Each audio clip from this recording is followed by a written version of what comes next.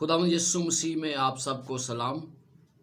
एक बार फिर हम सबक स्कूल का सबक नंबर 6 लेकर आपके सामने हाज़िर हैं और मुझे कामिल यकीन है कि जब हम इब्राहिम की नस्ल के बारे सीखने जा रहे हैं तो यकीनन आपको पता चलेगा कि इब्राहिम की नस्ल असल में कौन है और हम किस तरह इसका हिस्सा है।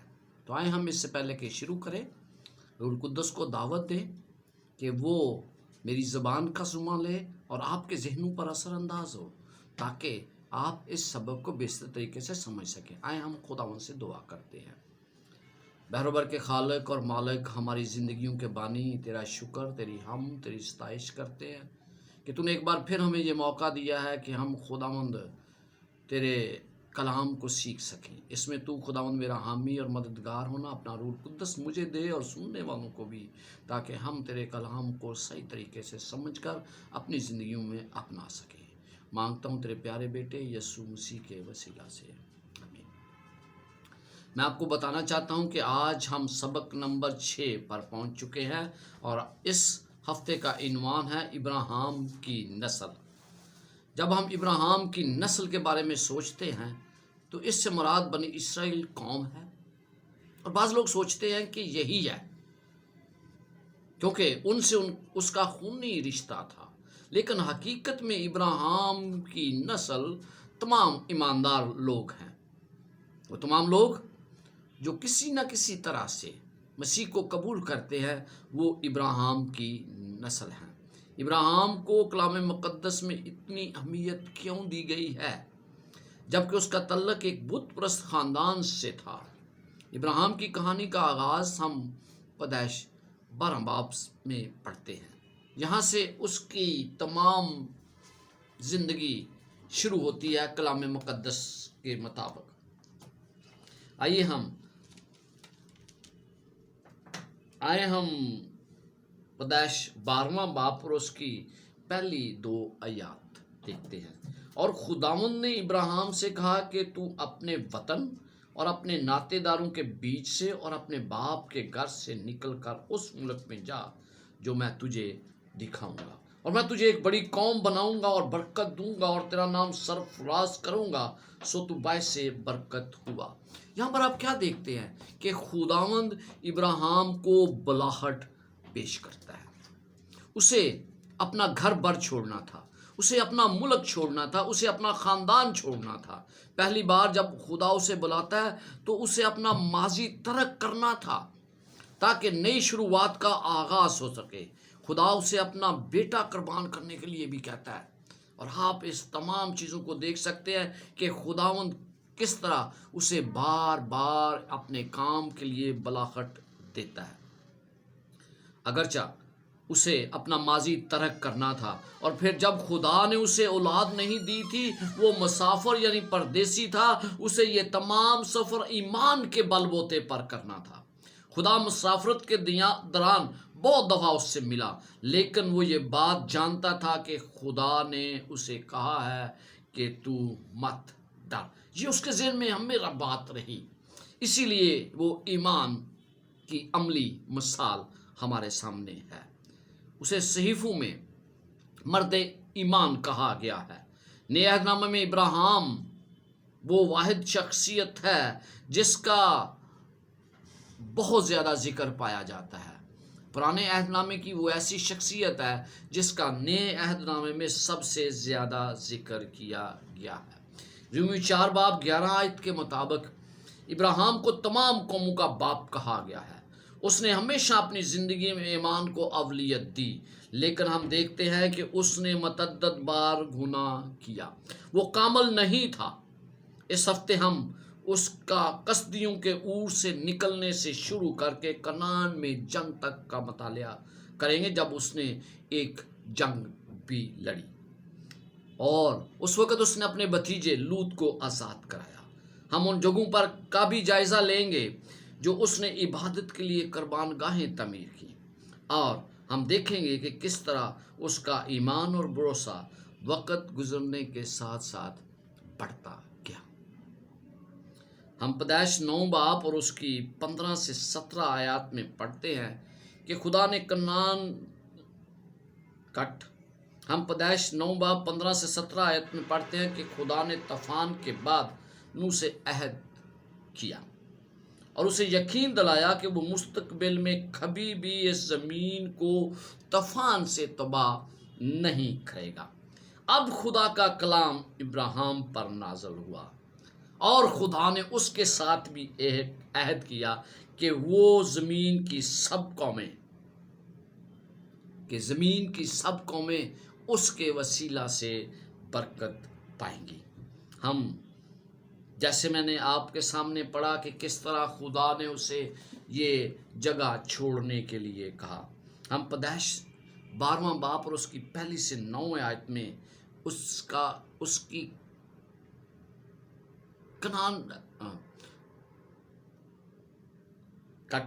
ہم پیدائش 12 باب 1 سے 9 آیات میں کنعان سے روانگی کے متعلق پڑھتے ہیں۔ میں جب اس حوالے کو پڑھتا ہوں تو میرے ذہن میں ایک سوال پیدا ہوتا ہے، خدا نے ابراہیم ہی کو کیوں بلایا؟ وہ کسی اور شخص کو بھی بلا سکتا تھا۔ اس حوالے پر غور کرنے سے مجھے پتہ چلتا ہے کہ خدا جب بھی کسی کو بلاہٹ دیتا ہے تو اس کی چند بنیادی شرائط ہیں۔ تاکہ وہ کسی کو بھی بلائے اس کے لیے بنیادی شرائط کیا ہیں؟ ضروری ہے کہ وہ شخص جسے بلاہٹ دی گئی ہے وہ ان بنیادی شرائط پر پورا اترے، اور ہم دیکھتے ہیں کہ ابراہیم ان شرائط پر پورا اترا۔ پہلی آیت میں خدا نے اسے حکم دیا جو میں نے ابھی آپ کے سامنے پڑھی ہے۔ دوسری آیت میں خدا اس کے ساتھ وعدہ کرتا ہے اور پھر اسے برکات دینے کا بھی وعدہ کرتا ہے۔ اس کا مطلب یہ ہے کہ اگر میں خدا کے حکم کو نہیں مانتا تو میں اس کے وعدوں اور اس کی برکات لینے کا حقدار نہیں ہوں۔ جب خدا نے ابراہیم کو بلایا تو اسے چند چیزیں چھوڑنے کا حکم دیا گیا تھا۔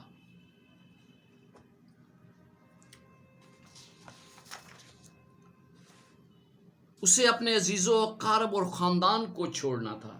یا پہلی آیت میں پڑھتے ہیں کہ وطن اور ناطے داروں کے بیچ میں سے تو نکل جا۔ اسے اپنا وطن ترک کرنا تھا، اسے اپنے دوست احباب کو چھوڑنا تھا۔ اب اجنبی زمین کی طرف سفر کرنا آسان نہیں تھا، اور خاص طور پر جب اس کی عمر 75 سال تھی۔ تہذیب جو ایک بہت ترقی یافتہ تھی اسے وہ چھوڑ رہا تھا اور ایسی زمین پر جا رہا تھا جو پہاڑوں کی سرزمین ہے۔ تہذیب یافتہ سے غیر تہذیب یافتہ سرزمین میں جانا تھا۔ سب سے پہلے اسے کسدیوں کا ملک چھوڑنا تھا جس کا قریبی تعلق بابل سے تھا۔ وہ نوجوان نہیں تھا بلکہ بوڑھا شخص تھا اور اس کی کوئی اولاد بھی نہیں تھی۔ اسے کہا گیا کہ تیرا نام سرفراز ہوگا، حالانکہ اس کی کوئی اولاد نہیں ہے۔ ہم جانتے ہیں کہ بابل کے معماروں نے اپنا نام سرفراز کرنے کی کوشش کی جس میں وہ بری طرح ناکام ہو گئے، لیکن ابراہیم نے خدا کے نام کو بلند کیا جس کی وجہ سے آج بھی اس کا نام پوری دنیا میں لیا جاتا ہے۔ اس کے ساتھ برکات کا وعدہ کیا گیا، اسے بتایا گیا کہ تیری بدولت تمام قومیں برکت پائیں گی۔ اور آئے ہم تیسری آیت میں 12واں باب اور اس کی تیسری آیت میں پڑھتے ہیں، جو تجھے مبارک ہیں ان کو میں برکت دوں گا، اور جو تجھ پر لعنت کرے اس پر میں لعنت کروں گا، اور زمین کے سب قبیلے تیرے وسیلہ سے برکت پائیں گے۔ ہم دیکھتے ہیں کہ ایک شخص کی فرما برداری کی بدولت تمام قومیں برکت پائیں گی۔ وہ زمین جس پر لعنت کی گئی وہی زمین دوبارہ ابراہیم کے ذریعے برکت پائے گی۔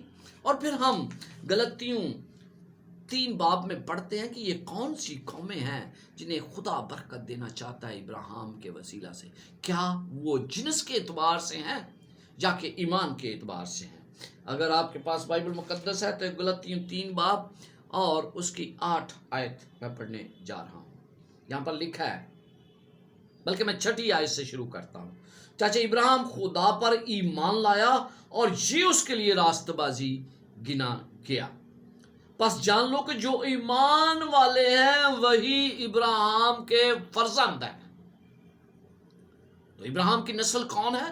جو ایمان والے ہیں، جو اس پر ایمان رکھتے ہیں۔ اور آگے کیا لکھا ہے؟ اور کتاب مقدس نے پیشتر یہ جان کر کہ خدا غیر قوموں کو ایمان سے راست باز ٹھہرائے گا، پہلے ہی سے ابراہیم کو یہ خوشخبری سنا دی کہ تیرے باعث سب قومیں برکت پائیں گی۔ اور 9ویں آیت میں لکھا ہے، پس جو ایمان والے ہیں وہ ایماندار ابراہیم کے ساتھ برکت پاتے ہیں۔ تو ہم یہاں پر کیا پڑھتے ہیں کہ ابراہیم کی نسل ایمان والے ہیں، نہ کہ جنس کے اعتبار سے اس کی اولاد کہلائی جاتی ہے۔ اس کے علاوہ 16ویں آیت میں ہم یوں پڑھتے ہیں، پس ابراہیم اور اس کی نسل سے وعدے کیے گئے۔ وہ یہ نہیں کہتا کہ نسلوں سے، جیسا بہتوں کے واسطے کہا جاتا ہے، بلکہ جیسا ایک کے واسطے کہ تیری نسل کو، اور وہ مسیح ہے، یعنی کہ تیری نسل کو خدا برکت دے گا، اور وہ نسل مسیح میں ہے۔ پس ہم پھر 28 آیت میں یوں پڑھتے ہیں، بائبل مقدس میں لکھا ہے، نہ کوئی یہودی رہا نہ یونانی، نہ کوئی غلام نہ آزاد، نہ کوئی مرد نہ عورت، کیونکہ تم سب مسیح یسوع میں ایک ہو۔ اور اگر تم مسیح کے ہو تو ابراہیم کی نسل اور وعدہ کے مطابق وارث ہو۔ خدا نے ہمیں وارث ٹھہرایا ہے، ہم ابراہیم کی نسل ہیں، اور جو تمام ایماندار اس دنیا میں پائے جاتے ہیں وہ تمام کے تمام اگر خدا پر ایمان رکھتے ہیں، مسیح پر ایمان رکھتے ہیں، تو وہ اس کی نسل کہلاتے ہیں۔ خدا نے ابراہیم کو پہلی بلاہٹ میں ہی بتا دیا تھا کہ تیرے بدولت تمام قومیں برکت پائیں گی۔ اس نے کوئی بہانہ نہیں بنایا اور اپنا سفر شروع کر دیا۔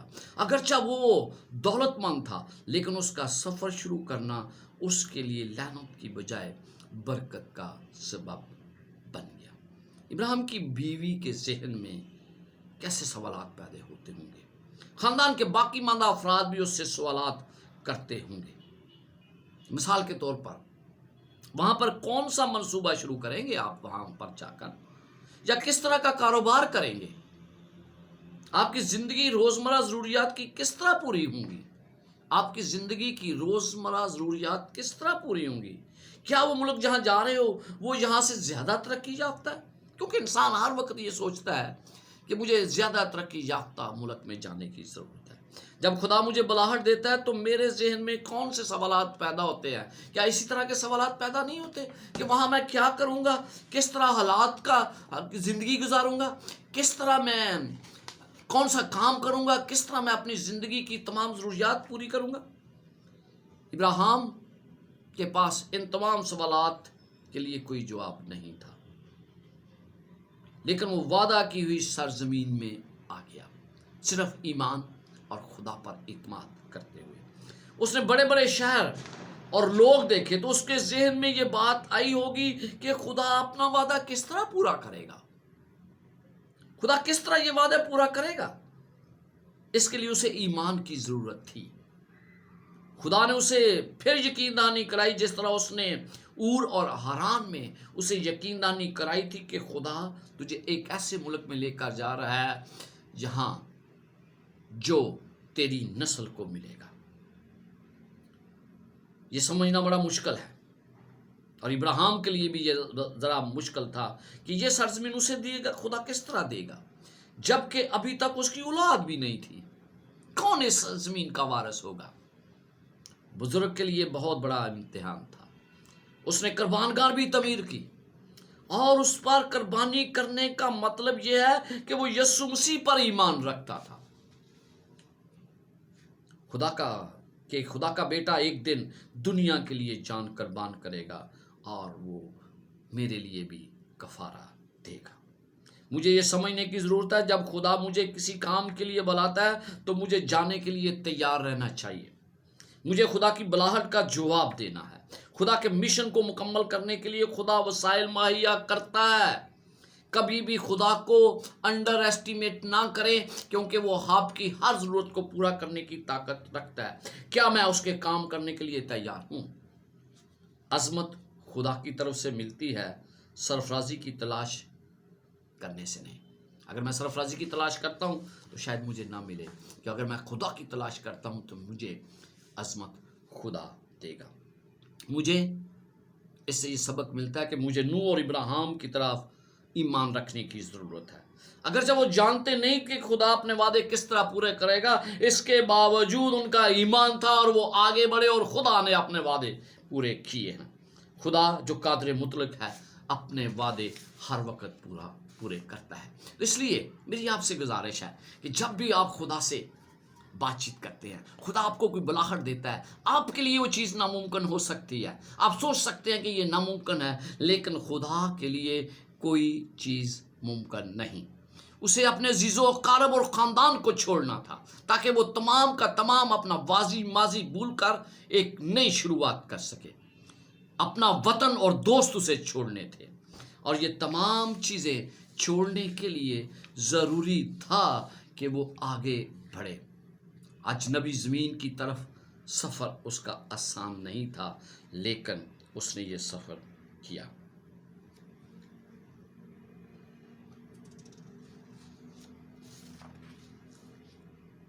پھر ہم دیکھتے ہیں کہ جب وہ اس وطن میں آ گیا،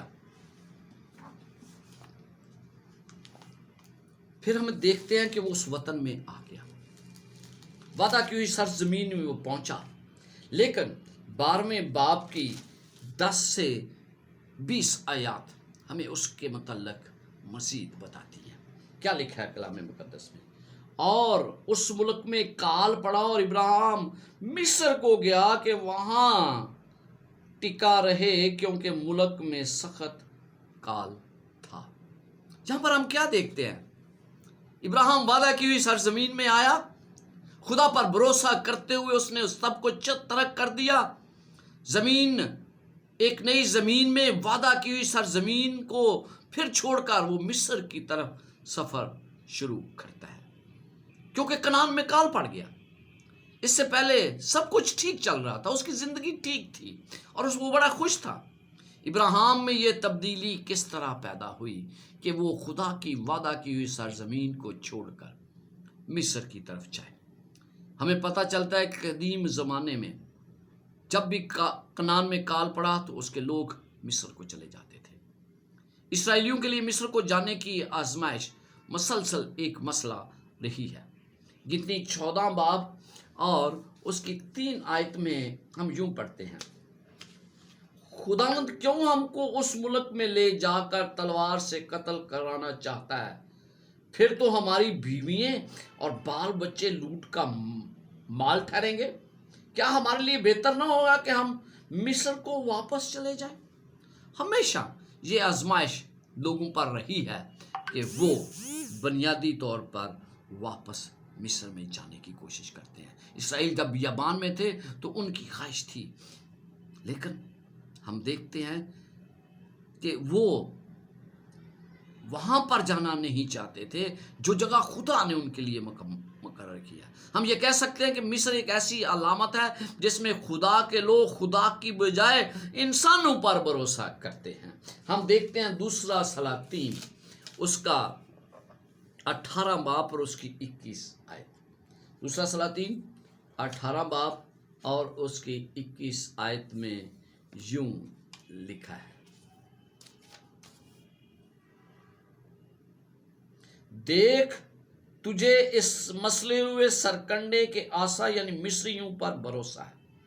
تو ہم کیا بات دیکھتے ہیں یہاں پر؟ خدا اپنے لوگوں سے مخاطب ہے، یروشلم کے لوگوں سے، کہ تجھے کس پر بھروسہ ہے؟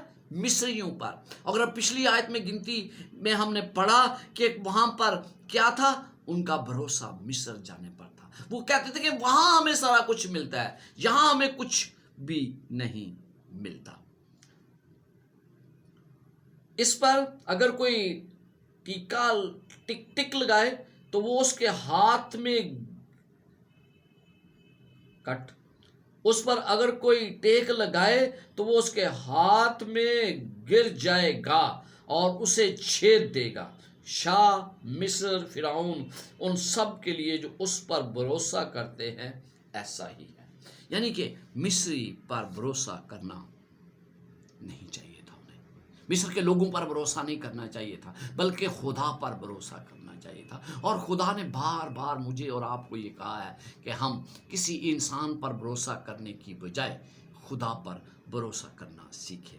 مصر میں پانی روزانہ انہیں نظر آتا تھا، پانی کا ایک سسٹم مصر میں بڑا فعال تھا اور ضرورت کے وقت انہیں پانی ملتا تھا، اس لیے وہاں کال نہیں پڑتا تھا، جبکہ کنعان میں ان کا انحصار خدا کی دی ہوئی بارش پر تھا۔ اگر بارش نہ برسے تو وہ کبھی بھی اپنی فصلیں نہیں اگا سکتے تھے، اس لیے انہیں مصر اچھی جگہ لگتی تھی۔ جب ابراہیم ایمان کے تحت سفر کر رہا تھا تو اس میں ہم 3 باتیں دیکھتے ہیں۔ پہلی بات یہ کہ وہ ایمان میں جب چلتا ہے تو وہ کیا سوچتا ہے کہ اس نے اور کو چھوڑ دیا اور کنعان کی طرف سفر شروع کر دیا۔ امان کے بغیر کیا تھا؟ ایمان کے بغیر یہ تھا کہ وہ کنعان سے مصر کی طرف سفر کرنا شروع کرتا ہے۔ اور کو چھوڑنے اور کنعان کی طرف سفر شروع اس نے کر دیا۔ کنعان سے وہ مصر کو روانہ ہوتا ہے۔ جب وہ ایمان میں چلتا ہے تو اس کا پختہ ایمان خدا پر تھا، اور ہم 12واں باب اور اس کی 4 آیت میں پڑھتے ہیں کہ اس کا ایمان پختہ خدا پر تھا۔ پیدائش 12 باب اور اس کی 4 آیت۔ سو ابراہیم خدا کے کہنے کے مطابق چل پڑا اور لوط اس کے ساتھ تھا۔ پھر ہم دیکھتے ہیں کہ 12ویں باب کی 10ویں آیت میں وہ اور اس ملک میں کال پڑا اور ابراہیم مصر کو گیا کہ وہاں ٹکا رہے۔ پہلے ایمان کے تحت، پھر ایمان کے بغیر۔ اس کا ایمان پختہ خدا پر تھا پھر اس نے جہاں پر جب وہ مصر کی طرف سفر کرتا ہے تو اس کا بھروسہ انسانوں پر تھا۔ ایمان کے تحت جب وہ چلتا ہے تو اسے برکات کا باعث بنتا ہے، اسے برکات ملتی ہے، لیکن جب وہ خدا سے دور جاتا ہے تو اس پر اسے لعنت ملتی ہے۔ 12واں باب اور اس کی 17 آیت میں دیکھتے ہیں کہ اس کے ساتھ کیا ہوا۔ پھر خدا نے فرعون اور اس کے خاندان پر ابراہیم کی بیوی ساری کے سبب سے بڑی بڑی بلائیں نازل کی، یعنی کہ وہ دوسروں کے لیے لعنت کا باعث بن گیا۔ جب ہم خدا سے دور چلتے ہیں تو پھر ایسا ہی کچھ ہوتا ہے۔ مصر میں اپنے قیام کے دوران ابراہیم نے اس بات کا ثبوت دیا کہ وہ انسانی کمزوری اور ناکامی سے مبرا انسان نہیں تھا۔ اس حقیقت کو چھپانے سے کہ ساری اس کی بیوی تھی، اس نے الہی تحفظ پر عدم اعتمادی کے باعث ٹھیس لگائی تھی۔ یہاں اس میں اعلیٰ ایمان اور ہمت کی کمی کو دیکھا جا سکتا ہے، جس کو اس کی زندگی میں بار بار مثال کے طور پر پیش کیا گیا ہے۔ مجھے ابراہیم کی مثال سے یہ بات ذہن نشین کرنے کی ضرورت ہے کہ خدا مجھے غلطی کی وجہ سے ترک نہیں کرتا۔ اگرچہ اس نے غلطی کی، اس پر ایمان نہیں رکھا، اس کے باوجود خدا نے اسے ترک نہیں کیا۔ اس وجہ سے ایمان کے ذریعے نجات کے بارے نئے عہد نامے میں ابراہیم کی مثال دی گئی ہے کہ نجات بذریعہ فضل ملتی ہے۔ ایمان کے ذریعے، فضل کے ذریعے ہمیں نجات ملتی ہے، اور اگر فضل نہ ہو تو ہم میں سے کوئی بھی، ابراہیم بھی نجات حاصل نہیں کر سکتا تھا۔ اس لیے ہم اپنی طاقت پر بھروسہ نہیں کرتے بلکہ خدا کی طاقت پر بھروسہ کرتے ہیں۔ بائبل کی یہ کہانی مجھے یہ سکھاتی ہے کہ مسیحی ایمانداروں کے لیے بھی راہ سے گمراہ ہو جانا آسان سی بات ہے۔ کیوں نافرمانی کبھی بھی اچھی نہیں، خدا کی نافرمانی کبھی بھی اچھی نہیں ہے، کیونکہ ہم دیکھتے ہیں کہ خدا کی برکات اٹھ جاتی ہے، خدا سے رابطہ منقطع ہو جاتا ہے۔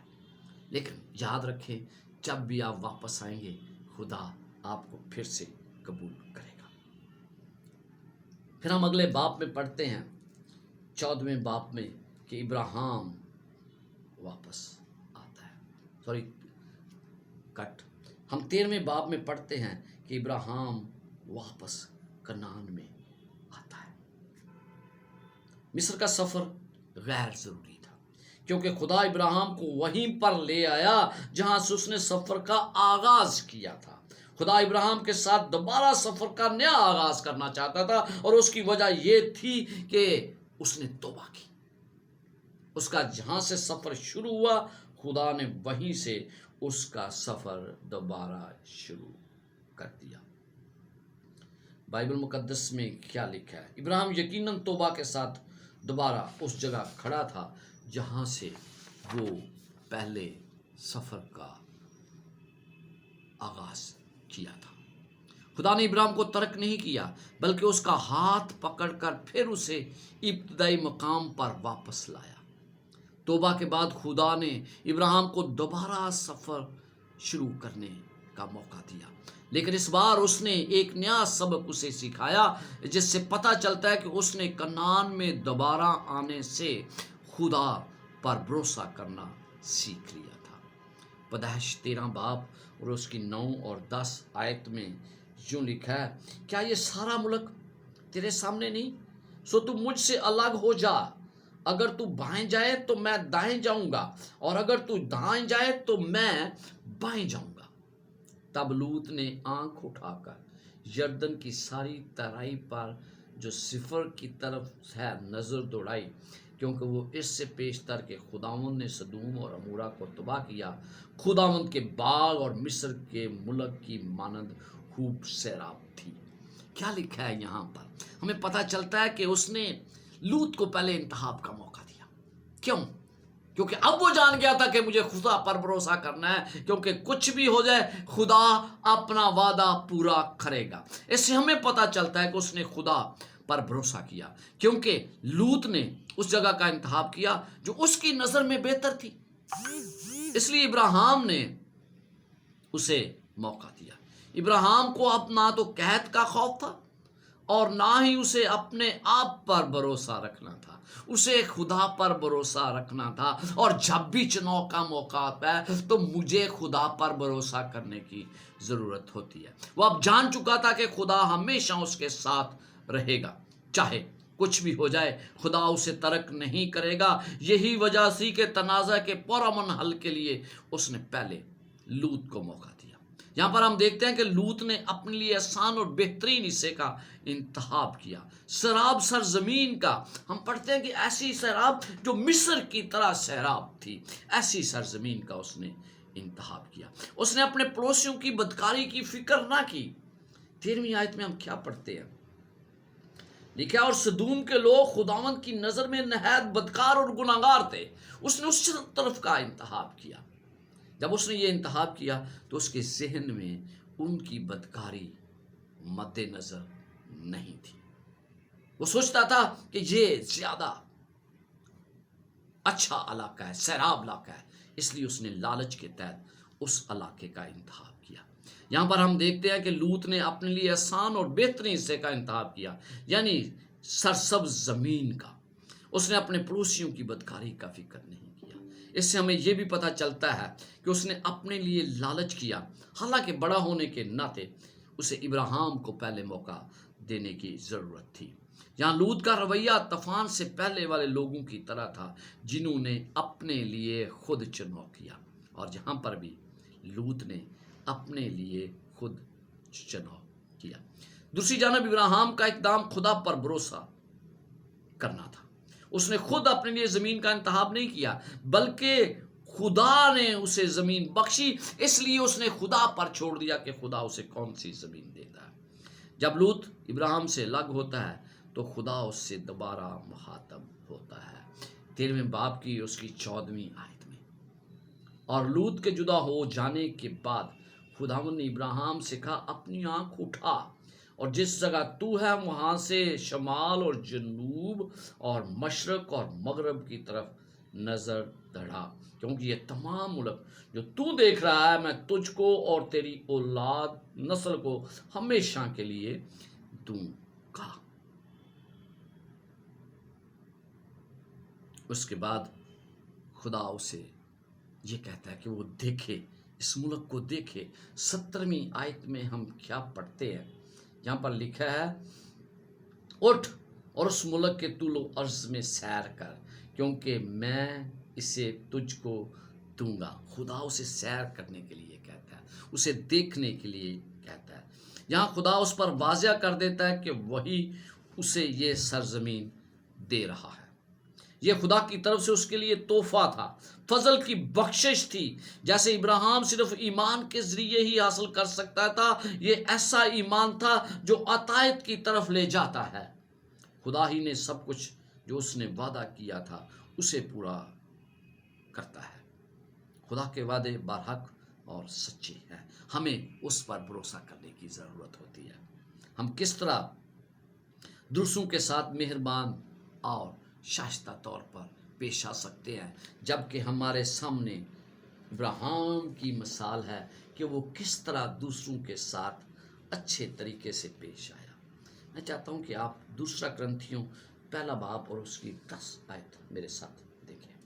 چنانچہ اس نے ہم کو ایسی بڑی ہلاکت سے چھڑایا اور چھڑائے گا، اور ہم کو اس سے یہ امید ہے کہ آگے کو بھی چھڑاتا رہے گا، اگر تم بھی مل کر دعا سے ہماری مدد کرو۔ یعنی کہ ہمیں اس پر بھروسہ کرنا ہے جو ہمیں چھڑاتا ہے۔ پھر ہم دیکھتے ہیں اس کے بعد 14ویں باب میں اب کیا دیکھتے ہیں، ایک جنگ کا ذکر کیا گیا ہے، جہاں پر ہم بائبل میں یہ پہلی جنگ ہے جس کا ذکر پڑھتے ہیں۔ اس سے ہمیں پتہ چلتا ہے کہ میسوپوٹامیہ اور فارس کے چار فوجوں کا اتحاد 5 کنانی فوجوں کے ساتھ تھا، ان کا مقابلہ تھا، اور جس میں سدوم اور عمورہ کے بادشاہ شامل تھے۔ یہاں ہمیں پتہ چلتا ہے کہ 12 سال تک وہ ان کی غلامی میں رہے، اور اس کے بعد انہوں نے ان سے بغاوت کر لی۔ سدوم اور عمورہ کے بادشاہ اس میں شامل تھے۔ پیدائش 14واں باب اور اس کی پہلی 4 آیات میں ہمیں اس کے بارے بڑی اچھی تفصیل سے ملتا ہے۔ اس وقت کی اہم طاقتیں زمین کے لیے لڑ رہی تھیں، جبکہ ابراہیم بڑے سکون کے ساتھ بیٹھا ہوا تھا، کیونکہ وہ حقیقت میں جانتا تھا کہ یہ زمین خدا نے اسے دی ہے۔ کچھ بھی ہو، یہ زمین حقیقت میں اس کی ہے، اس لیے اسے لڑنے کی ضرورت نہیں تھی۔ اگرچہ کہ جسمانی جنگ تھی، لیکن اس سے عالمی جنگ کی بڑی اہمیت رکھتا ہے، کیونکہ خدا کی طرف سے یہ جنگ اس وقت ہوئی جب خدا نے ابراہیم کو زمین دی۔ اس لحاظ سے اس واقعہ کو ایک خاص روحانی اہمیت حاصل ہے۔ اگرچہ ابراہیم غیر جانب تھا اور اسے کوئی فکر نہیں تھی، کیونکہ وہ جانتا تھا کہ انسانی حکمت عملی کے ذریعے زمین حاصل کرنا ناممکن ہے۔ اس نے اس وقت مداخلت کی جب اسے یہ پتہ چلا کہ اس کے بھتیجے لوط کو لوگ قیدی بنا کر لے گئے ہیں۔ 14ویں باب کی 12ویں اور 13ویں آیت میں ہم یوں پڑھتے ہیں، اور ابراہیم کے بھتیجے لوط کو اور اس کے مال کو بھی لے گئے، کیونکہ وہ سدوم میں رہتا تھا۔ تب ایک نے جو بچ گیا تھا جا کر ابراہیم عبرانی کو خبر دی، اور اس کا اور اریا کے بھائی ممرے اموری کے بلوت میں رہتا تھا، اور یہ ابراہیم کے اہم عہد تھے۔ ہمیں پتہ چلتا ہے کہ ابراہیم ممرے کے بلوت کے باہو میں پرسکون زندگی بسر کر رہا تھا۔ جب ایک شخص جو وہاں سے بھاگتا ہوا آیا، اس نے اسے جنگ کی کہانی بتائی کہ کس طرح اس کا بھتیجا جو ہے وہ پکڑ کر قید کر لیا گیا ہے۔ ابراہیم کے دل میں لوط کے لیے ناشکری کی کوئی تلخ یاد نہیں تھی۔ جو کچھ ہو چکا اس کو وہ بھول گیا، اس لیے سنتے ہی اس نے لوط کی محبت اس کے اندر جاگ اٹھی، اور اس نے عزم کیا کہ وہ اسے بچائے گا۔ الہی مشورے کے بعد ابراہیم نے جنگ کے لیے تیاری شروع کر دی۔ خدا کی مدد کے بغیر یہ ناممکن تھا، کیونکہ اس نے صرف 318 لوگوں کی مدد سے لوط کو آزاد کرایا اور فوج کو بھاگنے پر مجبور کر دیا۔ خدا کے نام کو عزت اور جلال ملتا ہے۔ پھر ہم دیکھتے ہیں ملک صدق کی کہانی، بڑی اہم کہانی ہے، اور اگر آپ اس کے بارے میں مزید جاننا چاہتے ہیں کہ ملک صدق کون ہے، تو میری ایک ویڈیو ہے ملک صدق کی حقیقت، جو اسی یوٹیوب چینل پر پڑی ہے۔ اگر آپ اس کے بارے جاننا چاہتے ہیں تو اس کو سن لیجئے گا۔ یہاں پر ہم دیکھتے ہیں پیدائش 14واں باب اور اس کی 18 سے 24 آیات میں ہم ملک صدق کا ذکر پڑھتے ہیں۔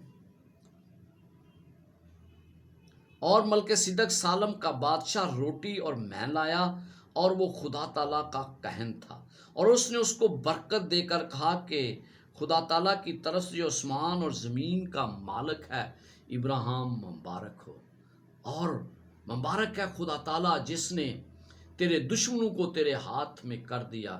تب ابراہیم نے سب کا 10واں حصہ اس کو دیا۔ اور سدوم کے بادشاہ نے ابراہیم سے کہا کہ آدمیوں کو مجھے دے دے اور مال اپنے لیے رکھ لے۔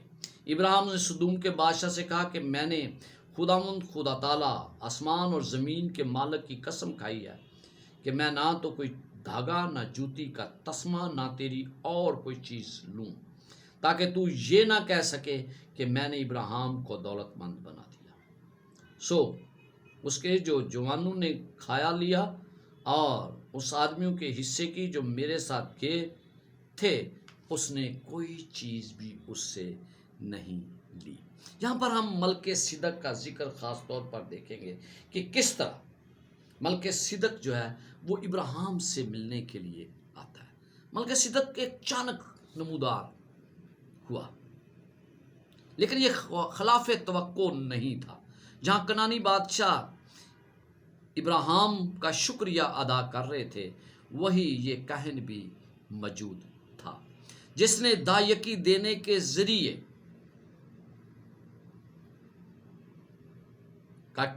ابراہیم نے اس کو دایکی دی، اور جس کا مطلب یہ تھا کہ وہ اس کا شکریہ ادا کر رہا ہے۔ یہاں پر آپ سدوم اور عمورہ کے بادشاہوں کے نام پڑھتے ہیں۔ سدوم کے بادشاہ کا نام بر تھا، یعنی برائی میں اس کا نام تھا، اور عمورہ کا بادشاہ برشا، یعنی شرارت میں اس کا نام تھا۔ لیکن یہاں پر آپ تیسرے شخص کا نام بھی پڑھتے ہیں، اور وہ ہے ملک صدق۔ سالم شہر سے آتا ہے، جس کا مطلب ہے امن اور سلامتی تھی۔ ان دونوں کے مقابلے میں اس نام کے معنی کتنے فرق ہیں۔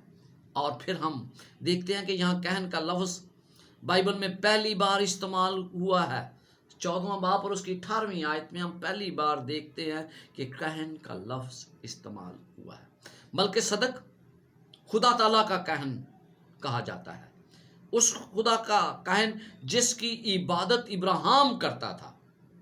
ابراہیم ملک صدق کو خدا کے کہن کے طور پر دیکھتا ہے اور اس سے برکات لینے کی توقع رکھتا ہے، اسی لیے وہ دایکی دینے کے ذریعے اس کی خدمت کرتا ہے۔ بعض لوگ ملک صدق کو مسیح سمجھتے ہیں، لیکن ایسا نہیں ہے۔ وہ حقیقت میں ملک کنعان کے لوگوں کے درمیان خدا کا نمائندہ تھا۔ وہ اپنی خدمت بطور کہن کرتا تھا۔ بائبل مقدس میں لکھا ہے وہ یسوع مسیح کے مشابہ تھا۔ عبرانیوں 5 باب اور اس کی 10 آیت میں ہم اس کے متعلق پڑھتے ہیں۔ اگر آپ کے پاس بائبل ہے تو میرے ساتھ عبرانیوں 5 باب اور اس کی 10 آیت نکالیں۔ یہاں پر کلام مقدس میں یوں مرقوم ہے، اور اسے خدا کی طرف سے ملک صدق کے طور کے سردار کہن کا خطاب ملا۔ یہ یسوع مسیح کے بارے میں کہا گیا ہے۔ پھر 7 باب اور اس کی 3 آیت میں جو لکھا ہے، یہ بے باپ، بے ماں، بے نسب نامہ ہے، نہ اس کی عمر کا شروع، نہ زندگی کا آخر، بلکہ خدا کے بیٹے کے مشابہ ٹھہرا۔ میں آپ کو پھر بتانا یہ چاہتا ہوں کہ آپ جا کر اس بات کو سیکھیں کہ ملک صدق کی حقیقت کیا ہے۔ آپ میرے چینل کی ویڈیو ملک صدق کی حقیقت ضرور دیکھیے گا۔ ہم یسایہ 9 باب اور اس کی 6 آیت میں بھی پڑھتے ہیں کہ یسوع مسیح صلح کا بادشاہ ہے۔ وہ بہت جلد اس زمین پر صلح لائے گا، اور تمام جو اس پر بھروسہ رکھتے ہیں انہیں اپنے ساتھ فتح میں شامل کرے گا۔ ہم پہلا کرنتھیوں 15 باب اور اس کی 57 آیت میں یوں پڑھتے ہیں۔ پہلا کرنتھیوں 15 باب اور اس کی 57 آیت۔ مگر خدا کا شکر ہے جو ہمارے خداوند یسوع مسیح کے وسیلہ سے ہم کو فتح بخشتا ہے۔ پہلا یوحنا 5 باب اور اس کی 4 آیت،